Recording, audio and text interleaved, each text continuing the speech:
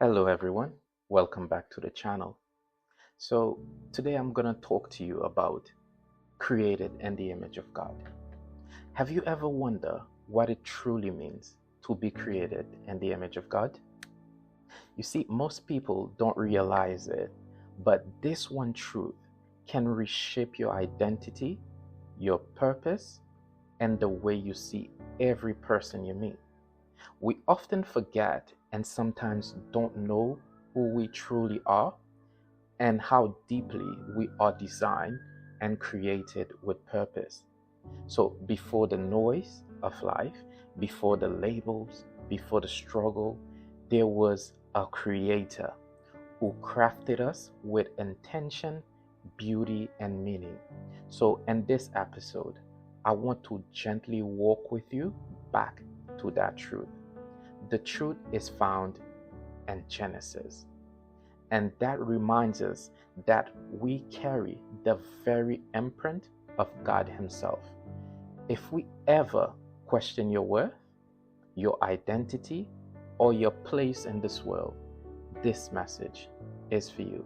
So let us slow down, breathe, and rediscover what it truly means to be created in the image of God.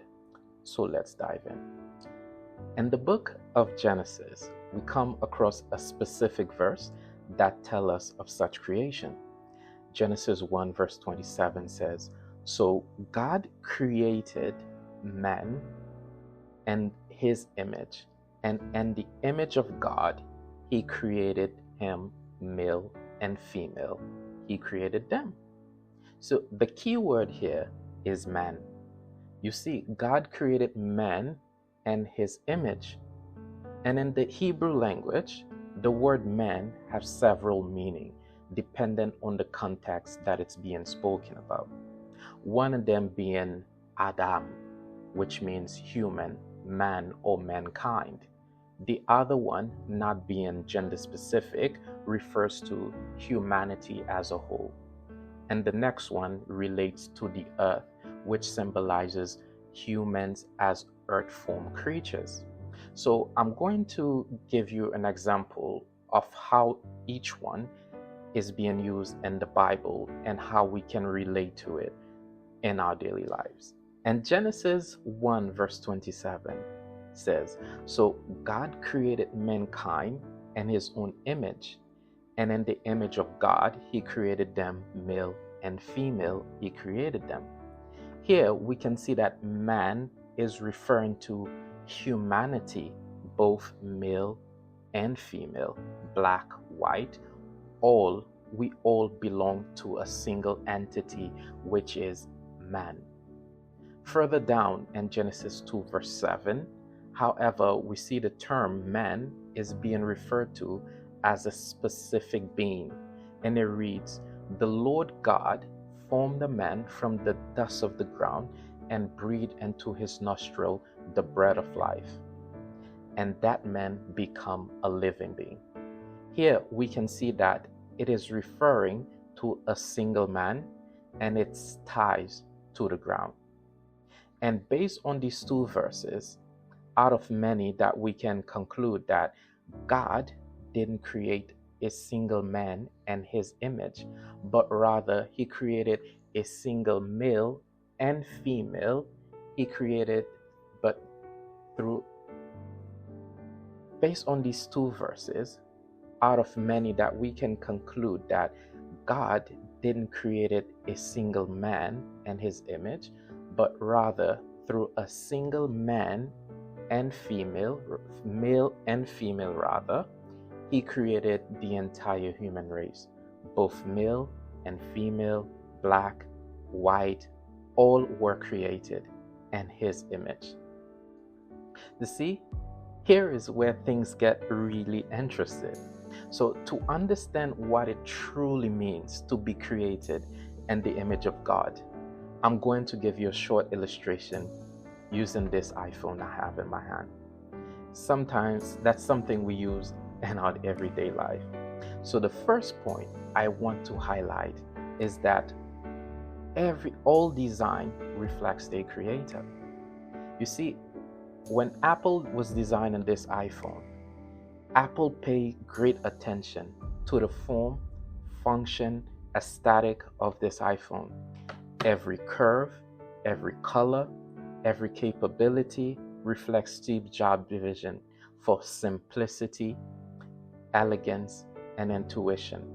Likewise, humanity has the fingerprint of the Creator. So in Genesis 1, verse 26, it says, "Let us make man in our image, after our likeness." We're not just random beings. Our conscious creativity and capacity to love reflects divine intent. That is not a chance or a fluke. We were created in the image of the Creator God. We are more than capable than we think we are. A lot of times we let people bring us down because we don't know our true worth and value. The second point is that when we were created, He breathed life into our life. See, the breath of life is like the operating system that this phone operates on. You see, this iPhone is nothing without the iOS software it operates on. Without it, it's just a shell. Similarly, in Genesis 2, verse 7, it says, God breathed into the man's nostril the breath of life, and he became a living soul. This breath is more than oxygen. It's a spiritual operating system, awareness, reasoning, longing for meaning. Like the iOS makes the iPhone alive, God's fingerprint animates us. That's why when we operate within a system outside of God's original intent for our life, we tend to become destructive to society. And when that happens, we need to go back to our original manufacturer and reconnect to our original purpose that He created us for. The third point I want to bring to your attention is purpose and interconnectivity. You see, the iPhone thrives in a larger ecosystem. iCloud, AirDrop, FaceTime, it's designed for connection and purpose. So us human too, we're meant to be connected, not just with each other, but with God and the world. We are not self-contained. We are a relational being, made for community and stewardship. That's when we isolate ourselves, we become depressed and suicidal. You see, the scriptures further down the line in Genesis 2:18 says, "It is not good for that man to be alone." This in itself suggests that companionship and social connection are fundamental to human well-being. No man is an island. We cannot be all we intended to be by ourselves. We were designed for one another, for community. I love this African proverb that says Ubuntu, which can roughly be translated as humanity to others, or I am because we are. Ubuntu means that a person becomes a person through their relationship with others. It highlights interconnectedness, shared responsibility, compassion, and the idea that humanity is bound together as one. You see, point number 4 is brokenness and restoration. You see, if an iPhone's crack, glitch, or become sluggish, you don't throw it away. You carry it back to the manufacturer to fix it. So in the end of an Apple genius at the Apple store, they will repair it, restore it to its former glory. You can't take an iPhone to a Samsung store and ask them to put a new operating system on your iPhone. It just doesn't work like that. You have to go back to the original maker. Only Apple can do that. You see, likewise, people experience moral, emotional, and spiritual breakdown.